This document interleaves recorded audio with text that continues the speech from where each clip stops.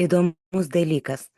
Paskutiniu metu vis dažniau sulaukiu klausimų ne apie tai, kaip man realizuoti savo norus ir svajones, o kodėl jų nėra. Kodėl neturiu stiprių, drąsių, ambicingų svajonių, kurios duotų energijos judėti pirmin. Kodėl taip greitai dingsta susidomėjimas ir noras kažką keisti, kažko siekti. Šiandien noriu, o rytoj jau nebe. Ką tik įžengėme į naujuosius metus. Daug kas šiuo laikotarpiu kūrė planus, tikslus, kokiugi noriu šių metų, ką noriu pakeisti, ko siekti. Ir tai yra labai gerai. Ir net jei šį video žiūrėsite bet kuriuo kitų metų laiku, vis tiek tai bus aktualu ir svarbu. Tad, kodėl nebejaučiu draivo ir neturiu svajonių? Šiandien pažiūrėsime, kodėlgi taip yra. Pirmiausia, sakau, kad tai būdinga ne tik tau. Ši problema labai dažna šiuolaikinėme pasaulyje. Aš vos ne kasdien sulaukiu klausimų, kodėl neturiu motyvacijos, kodėl man niekas neįdomu, kodėl net tada, kai kažkas pasirodo įdomu, vis tiek nedarau. Ir kaip sakė Antuanas de Saint-Exupéry, visi mes kilę iš vaikystės. O būdami vaikais, mes visi sugėrėme tai, ką tėvai, seneliai, mokytojai ir kiti jūsų aplinkos svarbūs žmonės jums sakė arba apie jūs sakė. Jei pasigilintumėte į savo vaikystę, atmintyje iškiltų, kągi jums sakė apie tai, kas svarbiausia gyvenime. Galbūt svarbiausia gauti gerą išsilavinimą. Svarbiausia susirasti puikų darbą, gerai apmokamą. Svarbiausia galbūt sėkmingai ištekėti ar susirasti gerą žmoną, savo vaikų mamą. Galbūt svarbiausia turėti ir išauginti vaikus arba turėti savo kampą ar namą. Ir čia būtent prasideda mūsų scenarijaus apribojimai. Kažkam iš jūsų kalbėjo, kuo ir kokiu jūs būsite arba turite būti gyvenime. Ir čia tos kalbos jums sakamos, jų pranašystės apie jūs galėjo būti ir su pliuso ženklu, ir su minuso. Kažkam sakė, kad tu gali ir privalai tapti gydytoju, chirurgu, mokytojų, muzikantų, šokėjų, didžiausio garsumo rašytojų ar kažkokiu tai sportininku. Bet toli gražu ne kiekvienam buvo lemta išgirsti tų gražių pranašysčių apie save, kurias pasiekę jie bus sėkmingi ir laimingi. Daugelis girdėjo ir prarijo visai kitokias pranašystės. Būsi nevykėliu, kaip tavo tėvas, niekada daug neuždirbsi, niekam nebūsi reikalingas, nieko gyvenime nepasieksi. Su tokia joks vyras negyvens. Tos frazės giliai nusėdo vaiko psichikoje. Šiandien jas jaučiate savo gyvenime. Bet kuriuo atveju visi giliai savyje nešiojamės žinojimą, ką galiu ir ko aš negaliu pasiekti, negaliu turėti, tai ne mano nosiai. Ir kaip tik tie vaikai, kuriems jų artimiausia aplinka vėrė horizontą, kokie jie bus laimingi pasiekę kažkurią tai kartelę kažkurioje srityje, kaip tik ir turi jaudulį, motyvaciją nukreiptą tik į tą vienintelę sritį. Ir ta siekimo ugnis pas tuos užaugusius jau vaikus neužgęsta, kol toks žmogus nepadaro, nepasiekia, neturi to, kas jam buvo teigiama. Žinoma, yra ir atskirų atvejų, visokiausių kitokių, bet aš kalbu apie dažniausiai žmonių gyvenime pasitaikančius atvejus, apie žmones susifokusavusius tik į vieną sritį, kuo turiu būti, kokiu turiu atrodyti, ko turiu pasiekti, ką turiu daryti, kad atitikčiau man į pirštą žinojimą apie save ir laimingą gyvenimą. Kai kas ir dabar gali manęs paklausti, kas yra, kad aš tarsi noriu, bet tas noras neuždega manęs veiksmui. Tai išeina, kad nenoriu uždirbti daugiau. Kas yra, kad aš nenoriu puoštis ir gražiai atrodyti? Kas yra, kad net pasipuošusi nesijaučiu gražiai ir laiminga? Kas yra, kad nenoriu būti sveika? Kodėl nenoriu turėti vaikų? Kodėl neleidžiu savo gyventi lengviau, įdomiau, nors ir žinau, kad galėčiau? Atrodo, kad tarsi specialiai laikausi įsikabinusi į tai, kaip yra ir neleidžiu savęs išbandyti kitaip ar kitur. Atsakau, greičiausiai taip yra, nes tas kelias, kuris jums buvo numatytas ir jums, žinoma, atrodantis normalus, tai yra atpažįstamas ir savo priskirtas, tikėtina jau užbaigtas. Jūs jau tuo tapote, ar tai pasiekėte? Ir toliau nežinomybė.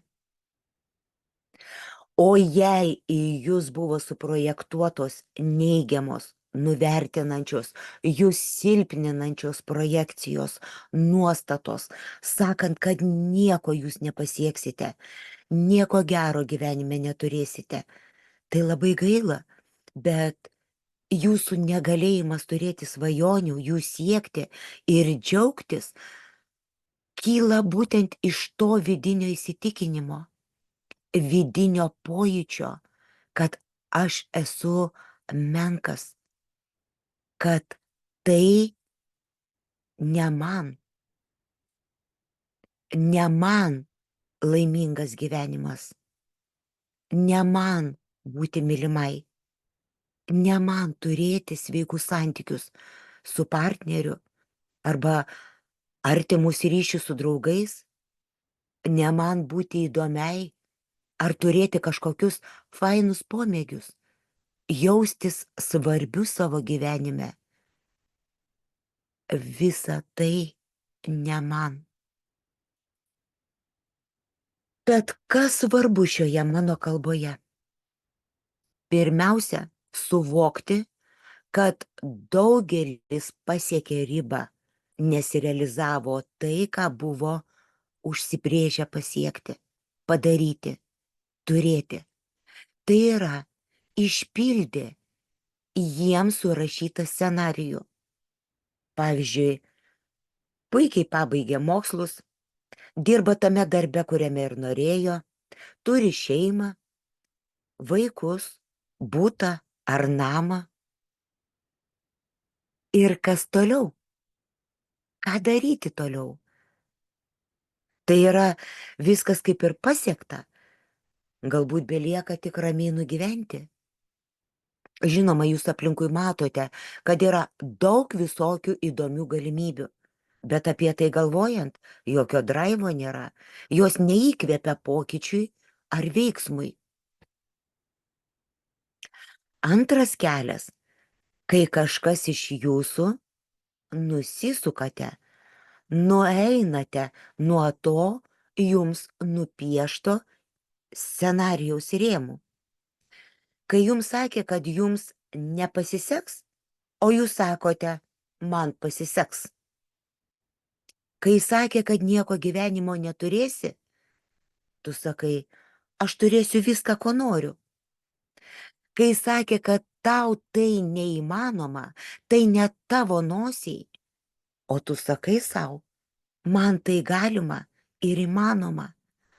Va tada jūs išeinate iš jums parašyto scenarijaus rėmų, kai leidžiate savo būti kasdien vis daugiau laimingų, turtingesnių, gražesnių, sveikesnių, įdomesnių, kai leidžiate savo būti labiau matomų, talentingų, mylimų, vertinamų, kai leidžiate savo gyventi lengviau ir džiaugtis. Bet jei tai buvo priešinga tam, apie ką jums sakė ir ko jūs mokė, ir jei tai nebuvo prieinama jūsų svarbiems artimiausiams žmonėms toje aplinkoje, kurioje augote, kurie apie tai kalbėjo jums, galbūt tai neprieinama ir daugeliui dabartinės jūsų aplinkos žmonių, o jūs sakote, man pavyks, tai žinoma, jūs nukrypstate nuo jums skirto scenarijaus. Ir natūralu, tai pirmiausiai kelia baimę. Pradedame jaustis pasimetę, praradę orientyrus. Dar daugiau atsiranda kaip ir tų svajonių prasmės nuvertinimas. Aš pradedu užduoti savo klausimus, o kam aš tai darau? Kam man to reikia? Ir būtent tai paralyžuoja motyvaciją, nes jūs nuvertinote pats savo tai, ko norite. Žinoma, dabar galite sakyti, kad yra labai daug žmonių, kurie nueina nuo to jam skirto scenarijaus, bet jie priešingai jums yra tokie motyvuoti tai daryti ir jie pasiekia didžiausių aukštumų. Žinokite, kad labai dažnai tokių žmonių motyvacija gimsta iš skausmo. Žmogus bėgdamas nuo to skausmo, nuo to giliai viduje slepiamo menkumo jausmo, kurio net pats savo bijo pripažinti, žmogus gali pasiekti neįtikėtinų aukštumų ir rezultatų. Tie pasiekimai, tie nuopelnai leidžia nukreipti dėmesį nuo taip slepiamo vidinio menkumo jausmą, kad niekas nepriartėtų ir nepamatytų to. Tas menkumo jausmas, nuo kurio norisi pabėgti, kelia labai didelį skausmą, kurį išmokstama paversti kūru pasiekimams ir laimėjimams. Ir dėja tai nėra laimingo žmogaus kelias, nes tokio žmogaus vidinė savijauta net su didžiausiais pasiekimais liks ta pati ir menkumo jausmas liks ten pat.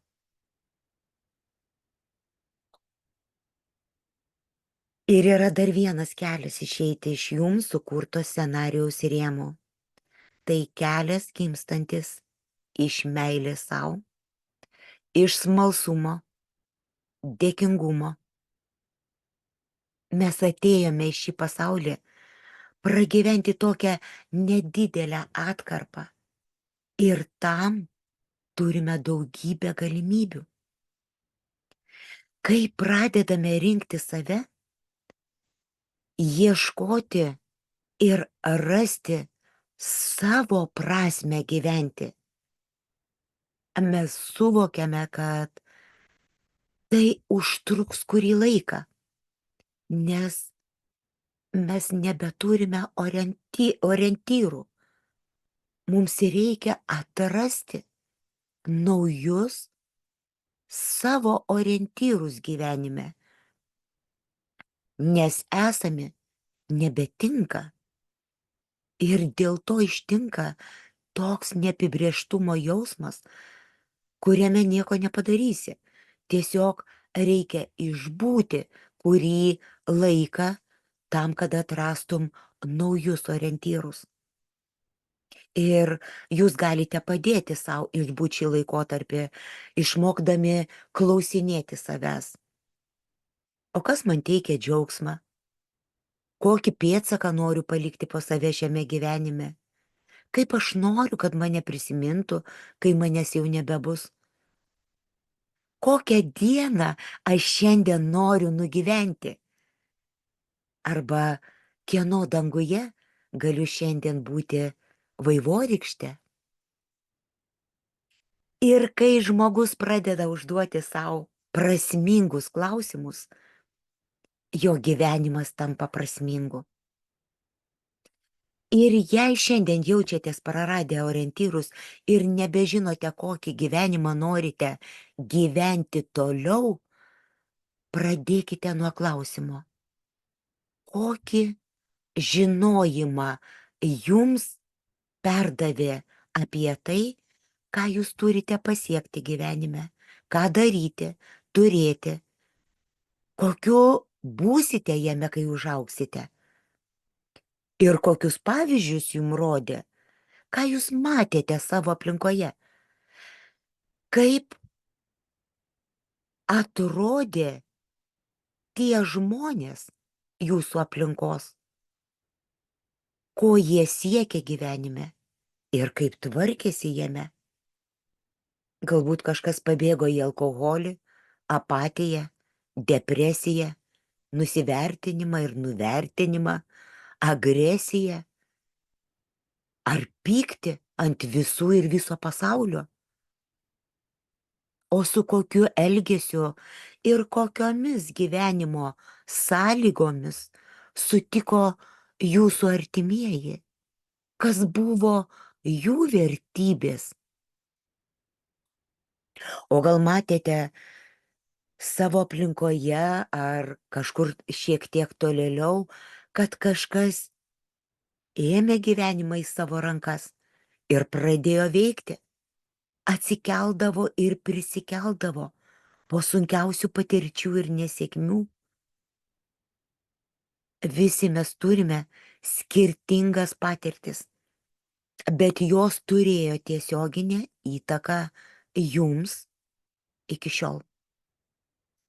Tai jums perduotas modelis, kaip turėtų atrodyti ir jūsų gyvenimas. Skirkite savo laiko atsakyti šios klausimus, tam, kad suvoktumėte, kas yra jūsų, o kas ne. Ir tada bus lengviau apsispręsti, o kokio gyvenimo norite jūs, kokios laimės linkite savo. Ir kai suvoksite, kad jau peržengėte buvusio scenarijaus ribas ir toliau scenarijaus nebėra, pats laikas grįžti į save, suvokiant, o kokią asmenybę aš dabar kuriu. Ir visas tolesnis gyvenimas priklausys nuo to, kokiu aš save auginu dabar. Galbūt jūs jau turite susikūrę idealą, kad ir surinkta iš skirtingų žmonių bruožų, savybių, bet tai jūsų susikurtas. Jūs turite teisę per naują kurti save.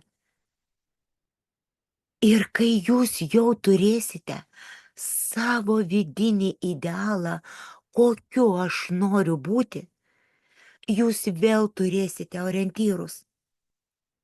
Ir net jei tas idealas visai netitinka vaikystėje jums piešiamo idealo, jūsų valioje dabar yra jo siekti. Atminkite, bet kas gali tapti bet kuo. Tik svarbu žinoti, kad tai ne faktas, o procesas. Tai kelias. O jį nueiti reikės patiems, pasitelkus smalsumą, žinias, drąsą, tikėjimą, užsispyrimą ir dar daug kitų savybių. Palaikyti save ir tikėti savimi taip pat reikės patiems. Suteikti prasmę kiekvienai to kelio atkarpai reikės patiems. Ieškoti jums reikalingų žmonių, žinių, palaikymo šiame kelyje taip pat reikės patiems. Jei iš tikrųjų norite gyventi savo gyvenimą, niekas neateis automatiškai. Visą tai į gyvenimą paleisite jūs. Ir tai įmanoma kiekvienam. Ir visai nesvarbu, kokioje situacijoje dabar esate. Tik jūs galite nuspręsti, kas bus rytoj. Kokią dieną gyvensite rytoj. Jūs jau galite kurti savo gyvenimo scenarijų patys. Tik žinoma, jį reikės kurti, jei norite gyventi unikalų, ryškų, tikiu, visokiojopai sėkmingą savo gyvenimą. O tiems, kas nori įsigyti transformacijai reikalingų žinių, praktinių instrumentų, specialiai šiai temai turiu parengusi praktinius mokymus pasiruoš savo svajonių gyvenimui. Jie ir yra praktiniai, nes skirti tiems, kas nori vidinių pokyčių ir nenori eiti į psichoterapiją. Tad lengvai galėsite savarankiškai tai daryti. Įgysite tam reikalingų žinių ir instrumentų, padėsiančių realiai keistis po truputį, kuriant save tokiu, kokiu norite matyti save. Ir ateitį, kurią norite matyti ir į kurią norite eiti. Tai bus stiprus jūsų palaikymas šiame kelyje. Nuoroda pirmajame komentare. O dabar sakau, turėkite kantrybės ir geranoriškumo sau. Atsakymai yra. Linkiu jums laimingų naujųjų